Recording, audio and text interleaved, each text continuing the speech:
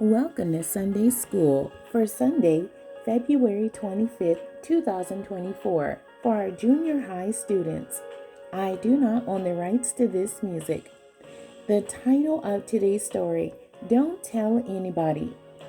Don't tell nobody, please. Linda was just heartbroken as her friend Tasha on the phone line. Why would I do that? Tanya was like my brother too. Okay, I got to go. I'll see you at school tomorrow. Linda hung up the phone with a heavy heart. She wished there was something she could do, but at this late hour, all she could do was pray. She got on her knees and begged God to have mercy on her, play brother Tony, and she asked him to help her keep Tasha's secret. As soon as she got up off her knees, she went to her sister Layla's room. I need you to pray for something, she said. Next thing she knew, she had told her big sister everything. Don't tell nobody, she said. I won't, Layla said, with tears in her eyes. Linda tossed and turned all night, thinking about her best friend's family. When she got to school the next day, Tasha was the first person she looked for. When she found her, she gave her the biggest hug. At lunchtime, Tasha came to Linda with tears rolling down her cheeks. Everybody knows, Linda. Who did you tell? Nobody, I promise. Well then, how do they know? People have been talking, tweeting, and spreading rumors. I trusted you. I didn't tell anyone. I only asked my sister. Her voice trailed off when she realized that Layla probably told someone. I am so sorry. After I talked to you on the phone, I went and asked my sister to pray with me. I told her not to tell anybody. Yeah, well, that's the same thing I told you. The memory verse for today's lesson is James chapter 3, verse 10. Out of the same mouth proceeded blessing and cursing. My brethren, these things ought not so to be. The lesson scripture is James chapter 3, verses 1 through 12, and this is the King James Version. My brethren, be not many masters, knowing that we shall receive the greater condemnation. For in many things we offend all. If any man offend not in word, the same is a perfect man, and able also to bridle the whole body. Behold, we put bits in the horses' mouths, that they may obey us, and we turn about their whole body. Behold also the ships, which though they be so great, and are driven of fierce winds, yet are they turned about with a very small helm, whithersoever the governor listeth. Even so the tongue is a little member, and boasteth great things. Behold, how great a matter a little fire kindleth. And the tongue is a fire, a world of iniquity. So is the tongue among our members, that it defileth the whole body, and setteth on fire the course of nature, and it is set on fire of hell, where every kind of beasts, and of birds, and of serpents, and of things in the sea, is tamed, and hath been tamed of mankind.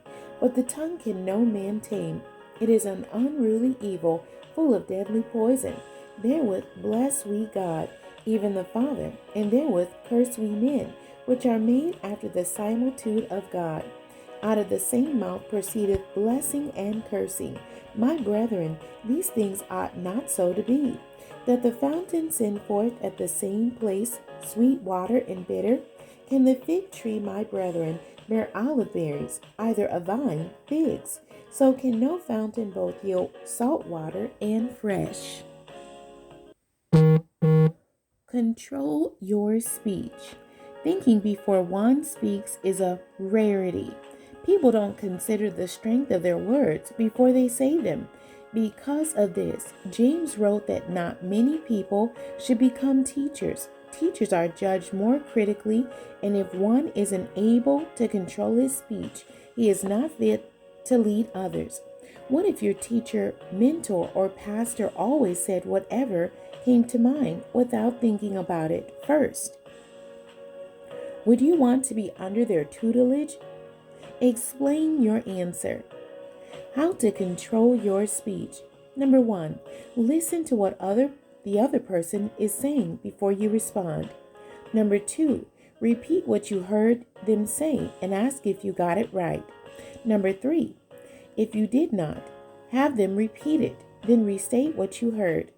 Number 4, when you get it right, then you respond accordingly.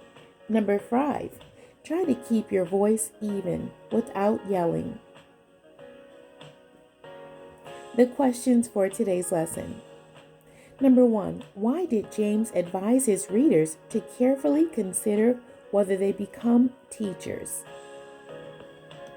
Question 2, what did James write that the tongue is full of?